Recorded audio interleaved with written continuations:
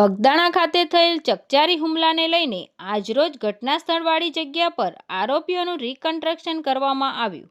ભાવનગર જિલ્લાના મહુવા શહેર નજીક આવેલ બગદાણા ધામ ખાતે થયેલ નવનીત બાલદિયા પર હુમલો કરનાર 8 આરોપીઓનું કરવામાં આવ્યું રિકન્સ્ટ્રક્શન. મહુવા હનુમંત હોસ્પિટલ ખાતે ધારાસભ્ય શ્રી હીરાભાઈ સોલંકી પીડિતની મુલાકાતે પહોંચ્યા હતા.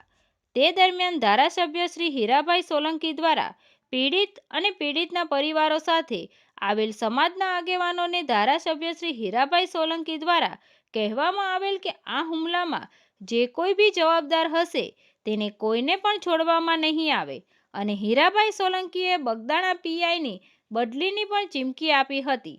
ત્યારે અંદાજિત 2 કલાકના સમયગાળા દરમિયાન બગદાણાના પીઆઈ ડીવી ડાંગરની તાત્કાલિક ધોરણે કરવામાં આવી બદલી અને બગદાણાના પીઆઈ ડીવી ડાંગરને લીવ રિઝર્વમાં મૂકવામાં આવ્યા. હાલ આ કેસની તમામ તપાસ મહુવા ટાઉન પોલીસ સ્ટેશનના પીઆઈ કે.એસ. પટેલ સાહેબને સોંપાઈ છે. તંત્રી મહેબૂબ રફાઈ સાથે રિપોર્ટર સમીર ગાહા, તપસ્વી ગુજરાત ન્યૂઝ, મહુવા.